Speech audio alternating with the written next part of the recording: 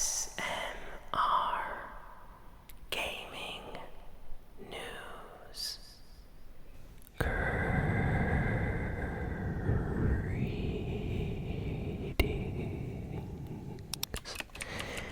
everyone, and welcome to a new ASMR Movie Geek review. So I am super excited. I just got back from the theater and I watched the new Spider-Man movie called Spider-Man No Way Home. And wow, I don't know what to say, but we're gonna review this movie, and don't worry, no spoilers. There's gonna be two parts to this video. The first half is gonna be spoiler free. Not gonna spoil anything, so you're safe, okay? I'm not gonna spoil it, so you're safe. But halfway through the video, I'm gonna go spoilers, spoilers, spoilers, spoilers. And I'll say it a few times, and then I'll start talking about spoiler stuff. So if you haven't watched the movie, go watch it. Come back and watch the rest of the review. So let's just jump right into this. And the first thing I want to say is, go watch this movie. Seriously, go watch this movie. Wow. It was good. It was very, very good. I had a great time, and I highly recommend you go watch it, especially if you're a Spider-Man fan. Like, if you like Spider-Man, if he's one of your favorite superheroes, you gotta watch this one. I would say that this Spider-Man movie, in my opinion, is the best Tom Holland Spider-Man movie. Out of all the other, Tom Holland Spider-Man ones, this is by far the best one. The best one. I like it the most out of his movies. Now, between, all of them, I don't know where I would rank this one, but definitely from the Tom Holland ones, very, very good. I would say that maybe the only other movies that feature Tom Holland's Spider-Man that I like more, of course, are probably like, Avengers and, when he showed up in Captain America, Civil War, and those movies there. He did a great job in those too, but those weren't really like Spider-Man movies, so I can't really count those. But wow, just wow, it was so good. So, I went to the theater, and I went like early, because they were having like an early showing, and I kind of wanted to go when there would be less people, because right now there's still kids in school, or when I went there were still kids in school. So I was like, oh, I can beat, all the families and people going with their kids later, so I went a little bit earlier, and it was full. I would say the theater that I was in was like half full. It was mostly like more adults, teenagers, and lots of people seem to be really excited for this one. I saw a couple guys in the lobby before going to see the movie. They were wearing like Spider-Man t-shirts and stuff, so that's how you know you're where the real fans are, when you start seeing the merch. So, movie started, everybody was quiet, no one was like on their phone or any of that annoying stuff, that happens sometimes in theaters, so really good experience. The movie literally starts from the second the title sequence starts. Sometimes movies, they start like maybe like a minute or two after the actual movie starts. Like, they usually show like the Sony logo and the Marvel logo and stuff like that. Nah, from like the first second of this movie, immediately just throws you into the movie. You start hearing talking and stuff like that, so I really like that. This movie, let's see, great music. Oh my goodness, the musical score for this Spider-Man movie. Wow, I want to go listen to the soundtrack, like, even as I'm talking about it. It's really good. Lots of like action type sounding music, like exciting hype music, and then emotional music. Really good. I haven't heard like Marvel movie, with music this good maybe since like Avengers Endgame or something like that. Like this movie had really good music, so that's something I immediately noticed. Let's see. I'm trying to think of like everything, just to make sure. What can I talk about exactly? Oh, the special effects. Now, I'm not gonna go into any spoilers, but special effects were very, very good for this movie. Like, I was already super impressed by the last Spider-Man movie I went to go see. That one was insane. It was a amazing experience. Like, I watched that at the theater. I did a whole video on that, And this one just is on that same level, if not even better, possibly. Just so many insane visuals and things. It was crazy. I loved it. I loved all the special effects and action and things like that. Now, let's talk about, like, let's see. I want to talk about the, expectations. Like, a lot of people are gonna go and watch this movie with, like, expectations set to, like, 1,000,000. Now, personally, I tried to avoid, like, spoilers and hype and all that stuff. But even I was, like, really excited to go watch this one, and I had, like, a level of hype when I went to go watch this movie. Let me tell you, by the time this movie ended, my level of hype was definitely met. Like, it went over my expectations. Like, I was expecting a really good movie. What I got was just a super awesome movie. So, yeah, definitely blew my mind. It did way more than I thought it was going to. And I really, really loved it. It's really hard to talk about this movie without going into spoilers. It's funny. We talked about special effects. Let's see, what else can we talk about? We can talk about, I guess, the acting. Acting was really good, of course. Tom Holland does an amazing performance as Spider-Man. I know some people, there's a certain group of people that say that Tom Holland's Spider-Man is, like, way too different from others, and he plays it a little bit too, I don't know, awkward or stuff like that at times, and I don't know, I think he does a good job, and I really liked him in this movie. That's why I said that out of all the Tom Holland Spider-Man movies, I felt like this movie was really good out of all the ones he did. Like, they really did great stuff with, like, his character story and stuff. Definitely gave him a lot of development, let's put it that way. Like, a lot of good things. Great job acting. MJ, of course, played by Zendaya.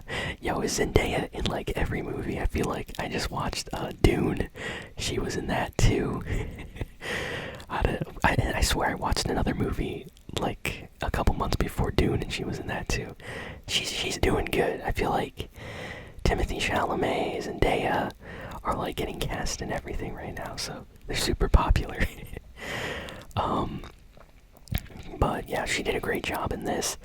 I'm happy that Ned and MJ got more screen time in this one. That was one of the things I think I mentioned in, like, the previous movies. Like, I really liked seeing Ned and I really liked seeing MJ, and I was always, like, annoyed how they would be kind of background characters a little bit, but in this one they're definitely more in the movie, and I really liked that, so good on them. Not gonna go, spoil anything else, but characters that you probably, know from the previous, Spider-Man movie, like Aunt May, obviously in the movie, stuff like that. Great acting. Everyone is just delivering great performances in this. Let me see. What else can I talk about? I really liked what they did with the city. Like, Spider-Man, of course, is in New York City, and the shots, like, they have so many beautiful shots of New York City in this movie. I have no idea how they filmed some of the stuff. I know some of it's CG, but they had to be using like special film drones or helicopter shots or something, because there's like some beautiful like landscape shots of like the city areas nearby. Looks great. Really like that, to be honest. I went and watched this movie in like IMAX or whatever, and it looked amazing. There were parts of the movie that took place at nighttime, and wow, IMAX with like night scenery and stuff like that. You can like tell like small details, even with like leaves or things like that, like grass and stuff. I was blown away by like the high quality of this movie. It was really, really good.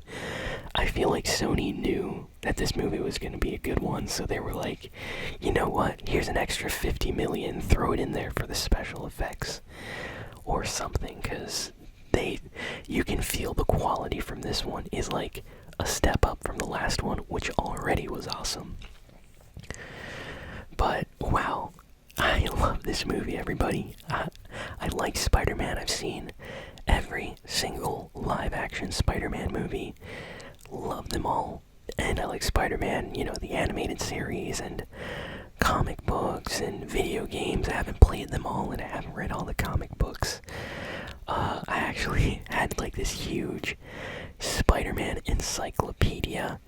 This thing was like huge, and it basically would tell you like all the timelines and stories from the Spider-Man universe and different like timelines and things like that. I read this as a kid, and I remember having like an awesome time just like, ooh, who's this character, and like, whoa, who's this character, and learning about all the crazy like Spider-Man villains and things through this book. So yeah, I've really enjoyed this movie, and I highly recommend it. Like, if you are a Spider-Man fan, you have to watch it. And if you like superhero movies, or I feel like if you like superhero movies, Avengers, Marvel, Spider-Man, this movie is like made for you. So it's a good one. I have to say, I really hope they make more movies like this in the future. Like, wow, this is kind of what I want from Marvel right now. I know some people kind of hated on recent Marvel stuff, like the Eternals movie and their TV shows. I know low-key people liked, but I've heard some bad things from people about Hawkeye. I liked WandaVision, but I feel like they definitely need to do more stuff like this Spider-Man movie. It was good. So, I just really want to jump into spoilers, everybody, so we're gonna jump into the spoilers, okay? But just go watch this movie. I give this movie a 9 out of 10. Like, that's how much I like it. A 9 out of 10. Super high rating for a superhero Spider-Man movie. And it's worth it. So, 2 thumbs up. Go watch it. You'll enjoy it. Take your whole family. You'll probably have a great time. So let's get to spoilers. Spoilers.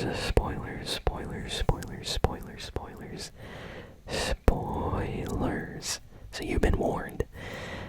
Okay, let's just jump right into the spoilers, and this movie is so cool. Okay, so this movie is one of the, I want to say, out of all the Tom Holland movies like Spider-Man, this one is probably one of the darkest ones. I was surprised about how the last movie had some dark stuff involving Tony Stark and Mysterio using that for like hallucinations for Spider-Man in that movie, kind of making him freak out in these like crazy illusion world. That was kind of dark. This movie though definitely takes it a little bit higher, so there's more of a threat level, something people have been criticizing the recent Spider-Man movies for not having. This movie definitely brings that in. Okay, so I'm just gonna get this out of the way, because everyone that watched this movie knows, and everyone that knows. So, Tobey Maguire and Andrew Garfield are in this movie as Spider-Man. Not only that, but Willem Dafoe is back as the Green Goblin, Alfred Molina is back as Doc Ock, and then we got Jamie Foxx as like Electro, and Yo, this movie is so good. We even got Sandman back. Remember the Sandman from like Spider-Man 3? We got him back. We got Lizard. What was the doctor's name? I forget. Yo, this movie blew my mind. This movie was made for the Spider-Man fans, especially the ones that watched all the movies. There are so many little like inside jokes and things. They know what they were doing. Those were for the fans. And after watching this movie, can we please get a Spider-Man 4 with Tobey Maguire, please? Like, please give us that. I need that. I really need that. Maybe give us an Amazing Spider-Man with Andrew Garfield. Can you please give us another Spider-Man multiverse type movie? I don't know, like, while I was watching this movie, the first thing that came to mind was like, hey, I really like the idea of 3 Spider-Man all like working together. It kind of reminded me of, Miles Morales in the recent like animated movie they put out, where he kind of teamed up with other superheroes from like Spider-Man dimensions to fight together. And I was like, can't we get like Andrew Garfield and Tobey and Tom Holland all teaming up and make that like a trilogy of them like just fighting various enemies and stuff together? That would be an awesome trilogy, and I would love it, and it would be for the fans. And I think a lot of people would watch that, because a lot of people that like Tobey aren't huge fans of Tom Holland. A lot of people that maybe only like the Tom Holland movies don't really think that great of Andrew Garfield, but then he has like fans too. So I feel like if everybody's in the same thing together, it could make for a really fun series of movies. And I don't know if they're ever gonna do that, but it was so nice seeing Tobey Maguire, and they left him for last. Like, they knew the final person that we got revealed in this movie to be from an alternate timeline dimension was in fact Tobey Maguire's Spider-Man. He shows up, and you're like, it's him. And his acting is perfect. I feel like he did a great job. Not only that, but he acted like a mature Peter out of all of them. Like, you definitely can tell that he's been through a lot of stuff in his timeline, and it's super interesting, at least in my opinion. He mentions that him and Mary Jane are like together and stuff worked out, so that's awesome. You go, Peter. He did it. But wow, that I just had to get through all that stuff first, because seeing all that made me super excited. Green Goblin, as scary as ever. Wow. Now, there are some things which are a little bit interesting. I noticed that when we got villains, they decided not to bring back certain, like, we got Green Goblin, but we didn't get his son. Now, I don't know if that's because they didn't want to bring back, technically 2 Green Goblins or something. It would be kind of weird. So I guess they only bring back Willem Dafoe. Makes sense, I guess. Technically, his son wasn't a Green Goblin, sort of, but it would definitely make the movie a little more weird. And I know there's some controversy with the actor there that plays, so I guess they didn't want to do that. And Venom from the 3rd movie, we didn't get Venom. I guess he was not teleported over, which is probably a good thing. I guess Sony didn't want to kind of mess with the current Venom movie series that they have. They just did Venom 2 with Carnage, and it would be weird to introduce an alternate Venom in this new Spider-Man movie. So yeah, they didn't do that. But other than that, we basically got like everybody from the previous movies, which was awesome. There were so many callbacks and references. I loved the banter and like joking between Spider-Man from like, Andrew Garfield's world, Amazing Spider-Man, Tobey Maguire. Everyone seemed to be freaked out that Tobey Maguire's Spider-Man has, web shooting from within like his actual like wrist. So they're like, yeah, I run out of cartridges, and like, I have to recharge my spider ability. And then Toby's like, oh, you mean like this? And they're like, ooh, what? How do you do that? And then like Toby's like all like sensitive about it, and like, I don't know, it's just how it is, guys. I don't think it's weird. And they were all like, there's one moment when like Toby's web gets on like one of the other like Spider-Man guys. I think it was Andrew Garfield's, and he was like, gross or something. It was funny. So lots of jokes within that. There was a great scene where they kind of showed Tobey Maguire's age a little bit. Like he was like, oh, my back hurts from all this like web, slinging and stuff. And then Andrew Garfield's like, hey, want me to crack your back? And then you got like Spider-Man cracking Spider-Man's back, and he's like, ah, that felt good. That made me laugh. Like the whole theater was laughing at that. It was so good. It was so good. And there were like so many like fan service scenes like that. There was one really awesome one where like everybody jumped and then they posed when they landed in their iconic poses. You got Tobey Maguire and his like iconic kind of like pose. You had Andrew Garfield in his like special like web slinging pose, and Tom Holland and how he usually lands stylishly. All of that in one shot. It looks so nice. I would use that as a wallpaper for sure on my PC. But wow. So I feel like I have to go through a little bit of the plot. Basically, this movie starts out right where the last movie left off. Like 1 second from the last movie is where this movie starts. So directly right after, not even like a day passes or anything. So the whole world knows Spider-Man's identity. It's compromised. Within seconds, MJ and him are like running away.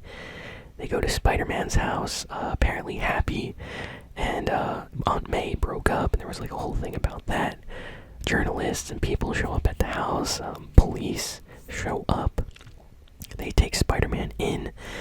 They ask him questions. Everyone's like blaming him for Mysterio's death in the last movie, calling Spider-Man a murderer. And of course, Jonah Jameson is blaming Spider-Man for everything, as he usually does in this movie. It's super annoying. He's always like, of course, Spider-Man is a murderer, and stuff like that.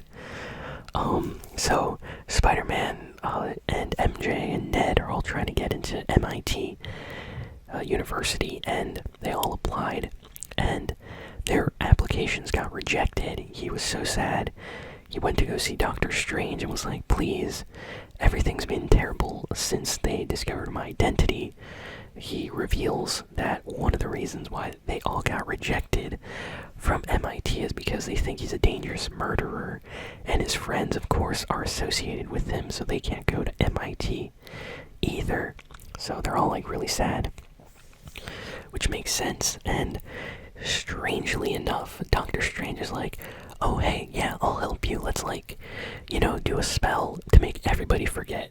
Which was really weird that like Doctor Strange would like just agree to do something Spider-Man wants just like that. Like, oh hey, yeah, sure, let's erase everyone's memory about you. That there won't be any consequences from that. Sure. That's really bizarre considering Doctor Strange is like super smart, especially in the comics. Which I have a theory about that, but we'll talk about that later. Mephisto, but basically he agrees, and then they mess up the spell because Peter Parker keeps telling Doctor Strange like, hey, do this. Oh, I don't want Aunt May to forget about me, and oh, I don't want Ned to forget about me, and I don't want MJ. So he keeps having to change the spell, and then Peter blurts out like, I don't want anyone that ever knew, or he's basically said, everyone that ever knew about me being Spider-Man, I want them to know Peter Parker is Spider-Man, no one else. And it basically caused like some tear in the dimensional multiverse, and then all these people were getting swept into his world, and then he immediately, Doctor Strange immediately had to close it. But before he could do that, certain enemies got out, and shortly after we see Peter Parker on the freeway trying to track down one of these MIT people to let him into the university, because Doctor Strange was like, what, you didn't even talk to them about why they rejected you? And he was super mad at Peter. So while they were doing that, Alfred Molina's Doc Ock character makes an appearance, and it was so good. You have no idea how happy I was to see Doc Ock. So that was awesome. They had a huge fight. Peter kind of outsmarts him a little bit with his nanobot technology, taking control of Doc Ock's arms. And then Green Goblin shows up, and it's just like, wait, what? And then they get teleported back to like Doctor Strange, and he explains what happened, how these guys are not from their dimension, and he has to go out there and capture people. And then Spider-Man decides to team up with MJ and Ned, and for them to help him track down these people that aren't supposed to be in this dimension. And they go out there. He finds Electro, and then he finds Sandman, and Sandman sees Spider-Man and is like, oh hey, he's helping him. But then he realizes that this Spider-Man is not Peter Parker that he knows. So then he doesn't trust him, because Sandman's like, I don't trust you, and stuff like that. But basically, he's sending all these guys back to Doctor Strange's like prison of sorts, because they're not supposed to be in this reality. And after he's captured a bunch of them, it basically gets revealed that oh hey, all of you guys die in your timeline, and you're technically not supposed to be alive, so we're gonna send you all back to your timeline so you can die there. Basically, they get teleported out moments before their deaths in the actual Spider-Man movie. So like, Doc Ock is like, oh, I was fighting Spider-Man, and I was like holding him, and I was about to win, and oh, I ended up here. Stuff like that. So if they get sent back, obviously they'll get sent back exactly where they were in their movies, and they would, die, because shortly after that, Doc Ock died, and Green Goblin died, and stuff like that. So Peter has a really good heart, and he's like, oh, we can change these bad guys, and I feel bad for them. So his Aunt May kind of convinces him, and that's what they decide to do. So they steal this magic multiverse cube from Doctor Strange, so he can't send them back. There's a huge Spider-Man Doctor Strange fight, which was really nice, by the way. And they show up at like apartment complex, and Spider-Man's there trying to get everyone to get along together. It's really weird seeing a house of villains and semi-villains together, and basically he wants to make sure everyone is good. So he discovers that Doc Ock is so angry and mean because the chip that he implanted in his neck, in his spine, cerebrum or whatever, in the movie, Spider-Man 2, was done incorrectly, and basically his arms have been controlling his mind and really annoying him and stuff like that. So he fixes it, gives him a new one, and Doc Ock is like, oh, everything's good now, and like, so basically fix Doc Ock, and he's in, trying to fix Electro, and he basically gave him like Tony Stark technology to fix any problems that he's having, to turn him back normal. And they're finding the stuff for Sandman, and they're getting the stuff for Green Goblin, because Green Goblin has like split personality, evil, something going on there. If you watch that first Spider-Man movie, something's not right with Green Goblin there. So Willem Dafoe does an awesome job, by the way. But he basically showed that he was tricking everybody, and immediately he starts trying to kill everybody in this apartment complex, and there's a huge fight between him and Spider-Man.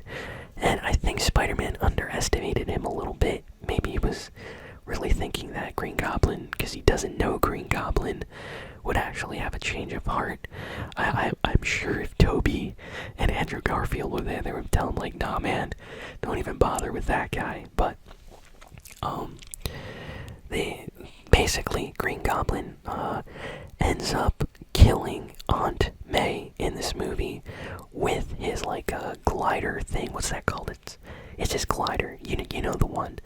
Basically, the glider that Green Goblin kills himself in the original Spider-Man movie ends up killing Aunt May in this movie. And before she dies, she gives Peter the iconic speech of, "With great power comes great responsibility, and I'm like, oh, they did the thing. This is gonna be character development for Spider-Man, because Spider-Man has to hear that. In fact, later in the movie, Andrew Garfield and Tobey Maguire's Spider-Man, they both reveal like, oh, Uncle Ben told us this, not Aunt May.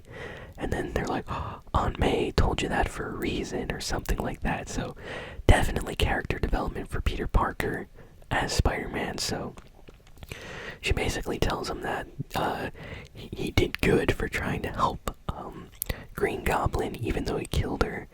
So she didn't want him to be like angry and resentful against like him or her or anything like that. But Peter was really sad, and you could tell like, wow, it really hurt him because Aunt May is dead.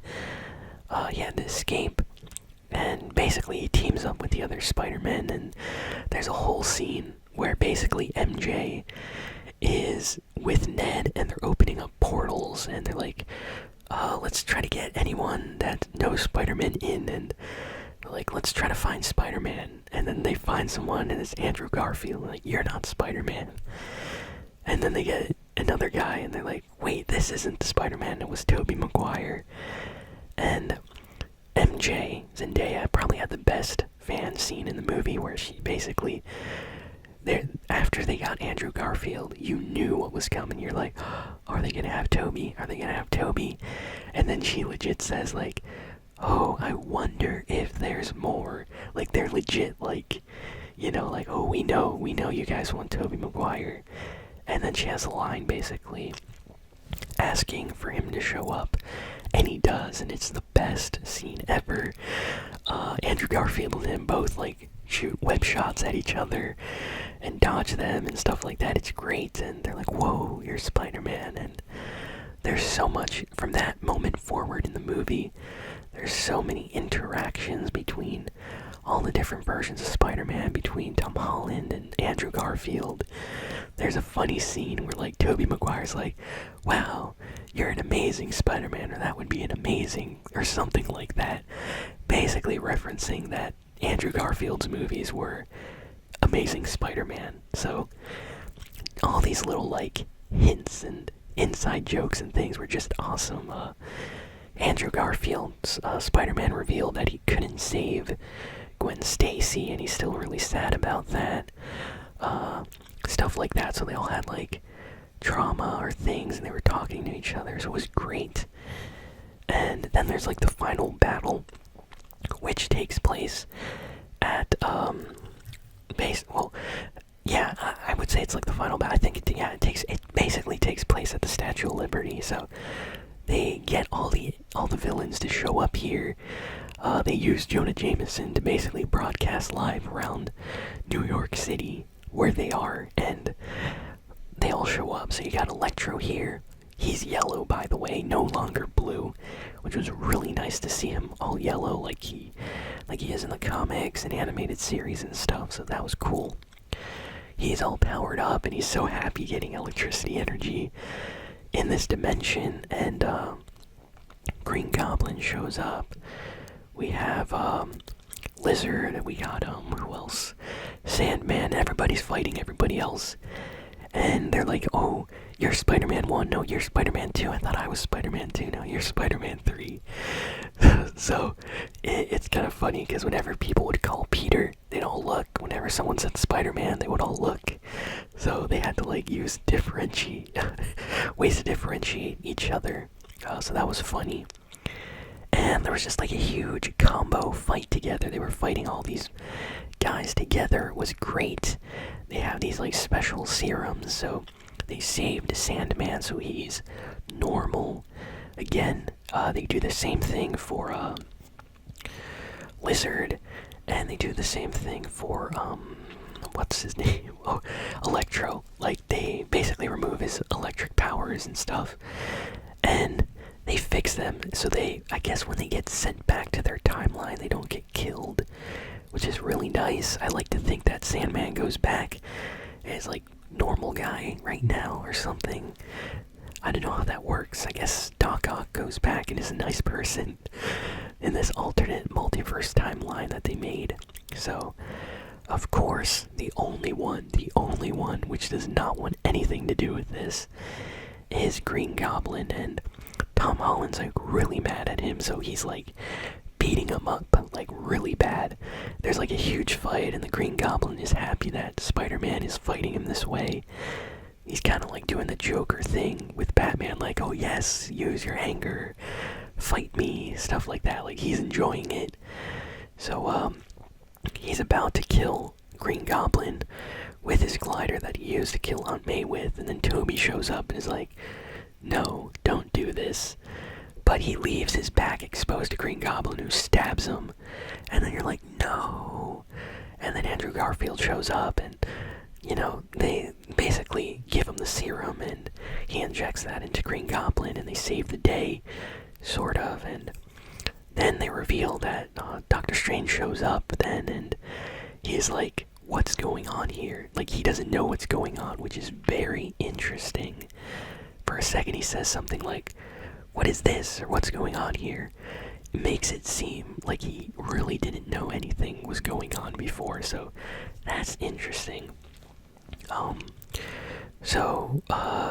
Basically, the way they end this movie is Spider-Man, Peter Parker, Tom Holland asks that everyone gets sent home, but he also asks that everybody forgets, because if they don't forget, it literally is pulling everybody from the multiverse that knows Spider-Man into their reality, and they can't have that. So Doctor Strange does a spell, closes the gap, and then everyone gets sent back.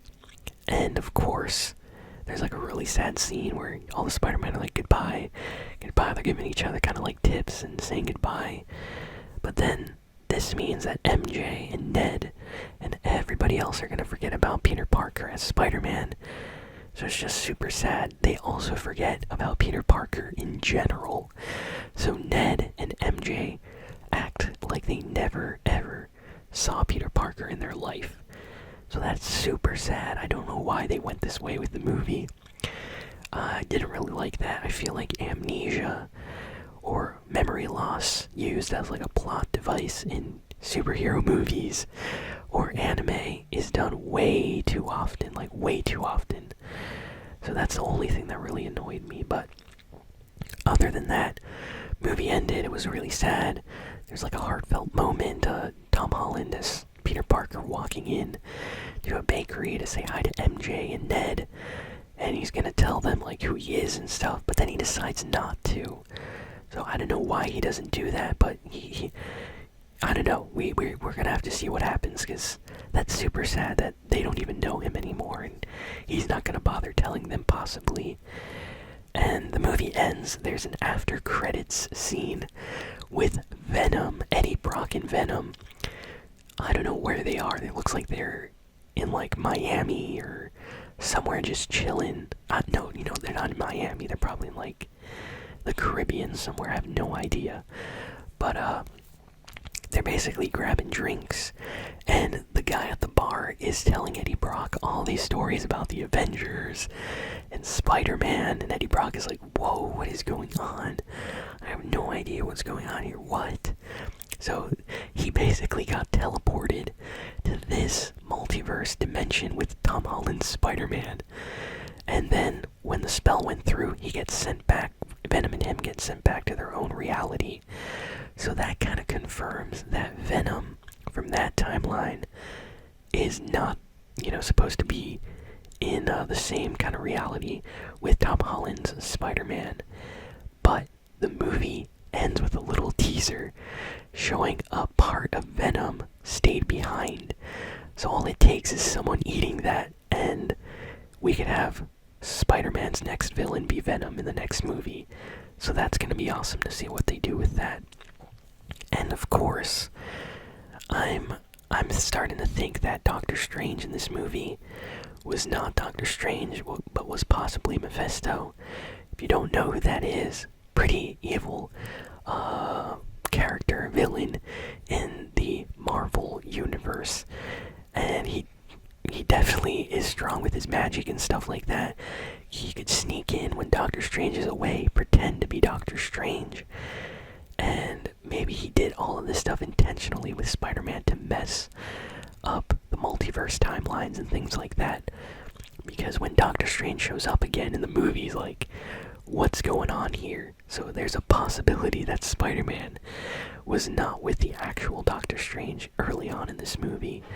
And then they had a teaser trailer for Doctor Strange at the end of the credits for this Spider-Man movie, which kind of confirms this theory in my opinion. But other than that, movie was amazing, awesome, I loved it. Go watch it, let me know your opinions in the comments below, and I'll see you all next time. So long.